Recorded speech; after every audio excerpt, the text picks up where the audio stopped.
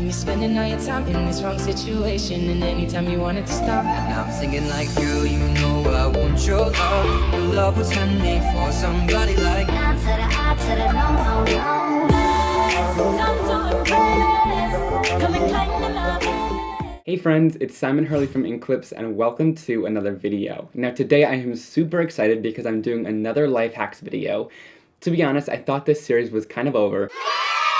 I really try to come up with really new and creative ideas, and I was kind of struggling for a little while there, but I thought of some really creative ideas that have to do with heat embossing that I cannot wait to share with all of you in today's video. And of course, if you like anything you see in today's video, I'll have all the products linked down below to several sources so you can go shopping down there, and that gives me a little bit of a percentage kickback at no extra cost to you, which just helps me kind of support these videos, and I really do appreciate that. So without further ado, let's get right into it.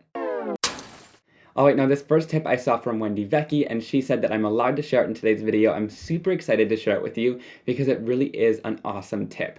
Now, embossing powder is plastic, so when you melt it, it's going to give you that really nice, shiny and glossy look. But on some projects, you don't want that gloss. So this tip is going to share how to get rid of it to get more of a matte kind of finish. So with this, I'm going to use this little pot from Wendy Vecchi. This happens to be a die cut. It comes in a set with stamps, dies, and also the stencil, so you can use them all together, and I'll probably end up using them to finish this card. But I want to coat this in a matte embossing powder. Alright, so to coat this in embossing powder, I've got my little die cut sitting on a piece of paper towel here, and I can use an embossing ink. Now, I like to use Perfect Medium. I find this stuff is super sticky, and if you have any trouble with embossing powder sticking with regular embossing ink, this stuff works a charm. It's super sticky. But there also is a regular embossing ink, and you can get gray tinted embossing ink too in case if you're using clear, so that's really awesome as well. What I'm going to do is take the Perfect Medium, and I'm just going to press this into my die cut there, and it is super sticky. It's just going to put a layer of that clear sticky ink down so that I can emboss and put my embossing powder on top. I like to bring in another piece of cardstock, and this one is just folded, and this is going to make sure that it catches any excess embossing powder so we can put it back into the jar. Then I'll grab out the color. Today I'm using cranberry embossing ink. You can see it's nice and shiny on the top there, so I'm going to just pour it right over top.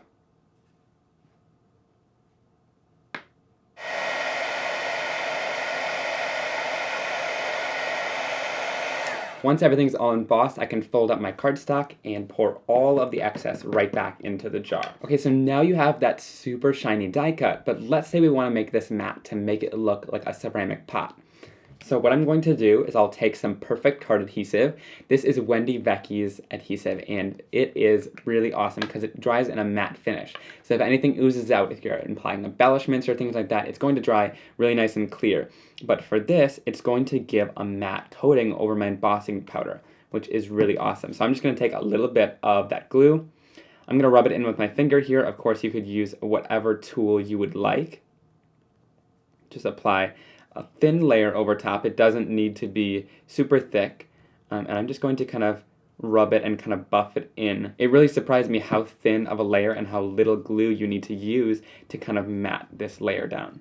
That adhesive dries super fast when you apply it in such a thin layer, and look at that awesome effect. So it really did matte down that embossing powder and gives you a really great look to it. So instead of being that super shiny, you still get that cool look of that solid embossing powder that's really nice and opaque, but you don't get any of that shine along with it. So it really is great for things like pots or bricks or things like that on your cards where you want it to look more matte and realistic. Now for this next hack, I put my Stay-tion down because this can be super helpful when you're using stencils. So what I'm going to do is I'll place down my piece of cardstock here, and what you can do is actually use the anti-static powder tool, and this is just going to make sure that no embossing powder gets where I don't want it to. You can kind of brush off any excess there. That's just going to really help keep away the static because that embossing powder likes to stick to your fingerprints, it likes to stick anywhere. Then I'm going to just lay my stencil down on my surface, and I'm going to place my magnets down as well so that they hold everything nicely down on my piece of paper and we can start working. So I have a clean blending foam here. This is just a blank one, and I like to use this for my embossing ink so I can put it right through the stencils. I'm just going to pick up a little bit of that embossing ink, Perfect Medium, whatever you're using, and then I'm just going to kind of dab it down through the stencils. Now it's super thick, so it might be a little bit difficult to, you know, swirl it like you usually do with your blending tool, but I'm just going to kind of pounce it down through the surface. And that's just going to apply this super sticky ink right through my stencil. And this makes it so that I can get a little bit more use out of my stencils and emboss through them as well, which I think is super awesome.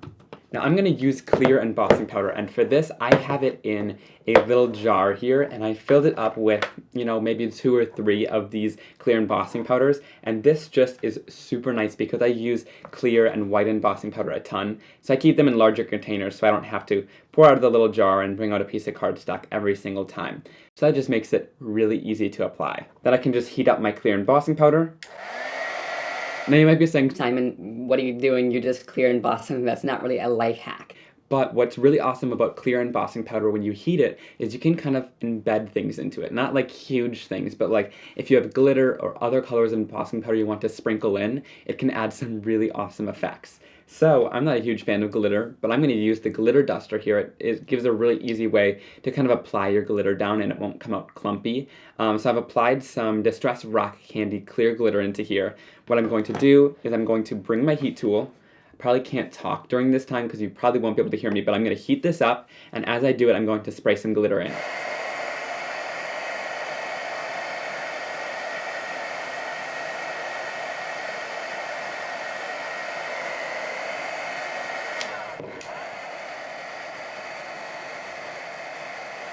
Okay, next time I'm going to pull out a box for that because the glitter is everywhere. Okay, so here's another life hack. This one wasn't even planned, but since I sprayed that glitter everywhere, it got all over the place. So maybe do it in a box if you're going to do it. But like you can take some Swiffer cloths, and this goes for embossing powder or glitter. I cut them up into little pieces, and I'm able to easily kind of pick up some of that glitter. And then I can put it in the trash, and this kind of contains it all and will make it less of a mess. Now you can also sprinkle other colors of embossing powder into, and that can give a really cool look because that kind of heats and blends together a little bit more. So I'm going to go in with the Verdigris embossing powder. This one is super cool. It's an awesome little mixture there. And I heat emboss on the top of all my caps to kind of see exactly what color it's going to be. Okay, again, I'll go in with my heat tool here. I have it nice and ready, and then I'm going to just pinch a little bit of this embossing powder, and I can kind of sprinkle it on. I recommend kind of stopping your heat tool when you're applying it with embossing powders, just because sometimes they can kind of blow away. So look at just how cool this is. You can see that kind of glitter that's embedded into there, and that's really not going to come off, especially if you do kind of a nice thick layer of that embossing powder. And also, you can see that nice Verdigris embossing powder that's kind of melting in there. You could totally go in with multiple colors and make it a really cool kind of variegated background like that, which I really love the look of. So adding other things to your embossing powder can be a really cool way to make a beautiful background. Now another awesome life hack is to create your own embellishments using the embossing powder and some word dyes. So here I've got this Lawn Fawn Scripty Thanks die. This one's a classic. I love using this on my cards. And so I'm going to just take the die cut. I've only die cut it once out of my stark white cardstock. I'm just going to place my die cut right into that purple tape, and then we can start our embossing. This is just going to give me a nice handle to hold on to as I'm embossing, so it's not going to burn me. I'm not going to ruin my embossing powder, which is really good. So let's take some of that perfect medium again, or embossing ink, whatever you're using. And I'm just going to stick it down. And again, this stuff is super sticky, so you can apply lots of embossing powder with it and not have to worry about anything falling off. And then I'm just going to dump my embossing powder right over top. I'm using this fun bright princess gold color.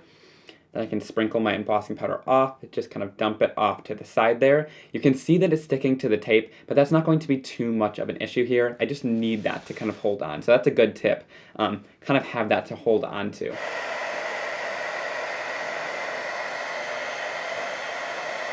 After that's all heat embossed, I'm going in with another layer of the perfect medium because we want a really nice thick coating of this gold embossing powder.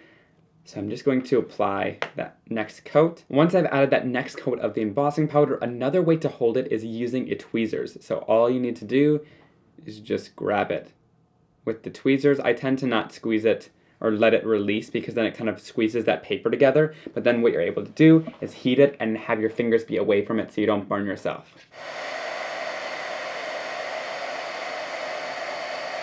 And once we're all done with this, you end up with a huge heap of the embossing powder, and that's why we do it over a sheet of cardstock, because you can take this all and slowly dump it right back into your embossing container. So you're able to save a lot of embossing powder, and you can see this thing is still basically full, so you really don't use a ton of embossing, even though we did lots of layers. I did about 4 or 5 layers, and you can see that nice rounded edge that you're starting to get. I really love how this looks, and it looks like a store-bought sentiment. So you can really add this onto your card and use it like this. If you get any fingerprints or anything while you're creating it when it's still hot, you can always reheat it. Because it's that embossing powder, if you have any wonky edges or anything like that, reheat it, and then it's going to heat back up and melt back into that perfect nice gold. One thing that I do often is heat emboss sentiments onto black cardstock, and this can be super difficult with white heat embossing because that stuff can get everywhere. But this tip is going to hopefully help you to reduce those strays and really help kind of confine it, even if you do get them on your surface. So let's start off by talking about the embossing anti-static powder bag. I talked about this a little bit, but especially on black cardstock, I use this a ton because it really makes sure that any of that static that's on the surface or any fingerprints go away, and then it'll kind of reduce the amount of embossing powder you get. Now I'm going to use my Dudes 2 stamp set, and I'm going to stamp down the Happy Birthday sentiment. So I've just grabbed that one out, and this has a really nice thin font, so it's not super bold, and you can kind of see the tips that I'm going to give then a little bit easier. So I'm going in with that perfect medium. Again, I'm going to ink up my Happy Birthday, and then I'll stamp it down in the area where I applied that anti-static powder tool. And then, like I said, I keep my white and clear embossing powder in these containers, and that is super helpful when you're kind of applying them down, since I use those two so often. So you can see there's excess on there, I tap off. One tip that I have about these strays is to kind of brush them off with a paintbrush, and that is always super helpful to get rid of any. I'm going to leave a couple there to show the second version. Now that we have embossed our sentiment, there are a couple little white strays still, and they're not super noticeable, so I would usually maybe just leave them. But if you are bothered by any larger ones, all you need to do is go in with your Tombow Mono Sand Eraser, and I'm just going to erase away a little bit with that nice fine point.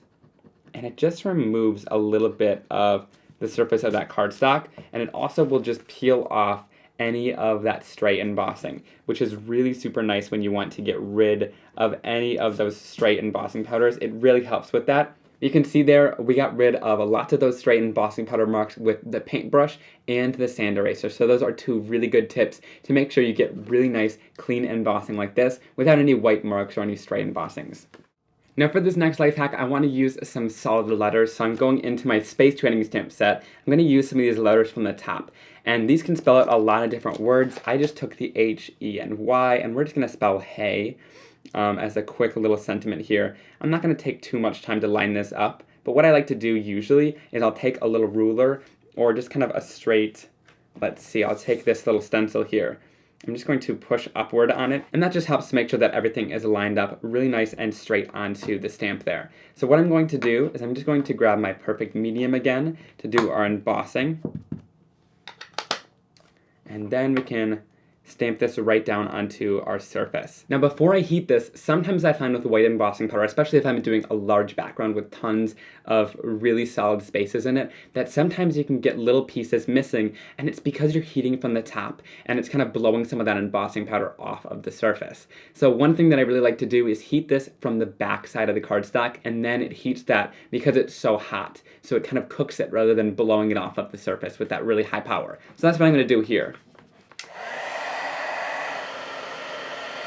So I heat embossed half from the back and half from the front. And you can see with that H, it's really super nice and solid, but when I did it from that front there, it started blowing off little pieces and particles here. So that's a really great life hack to make sure that you heat emboss from the back. I know it takes a little bit longer. I don't always do it. I find that it's really helpful with white on black because that's the most noticeable. But another thing that can really help to kind of fill in those little spaces and make it look like that never happened is a white gel pen. And these are super easy to just go into there. I just kind of dab a little bit of that white gel right into those little areas, and that just makes it look like it was solid every time.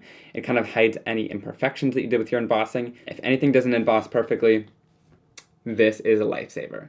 So now let's combine some of the projects that we created in today's life hacks video to create a card. I'm going to use this Wendy Vecchi stamp set with some of the flowers and that little pot that we used, and I'm just going to take some of these images and stamp them down so we can complete our card. So I'm using a little bit of Over the Moon ink from my Simon Hurley Create line. Then I'll grab a little bit of Slippery When Wet, and I'm just going to roll that up from the bottom. That's going to give this flower a little bit of shading. And if I want to, I can even go in with a little bit of Traffic Cone to touch that to the edges and give it a little bit of orange too. And I'll do that from the top as well. Then I'm going to go in with a little bit of brown. Okay, so once I've added all of that ink, I can then stamp it down onto my surface here and see how it's looking. I really like how that looks with all those different colors on it. So don't be afraid to mix your colors together and play. And then I'm going to go in here and stamp down some of the leaves as well. So I'll go in with Overzealous, which is that bright green, and then I'll go in with some darker greens around the edge as well. This is Later Gator.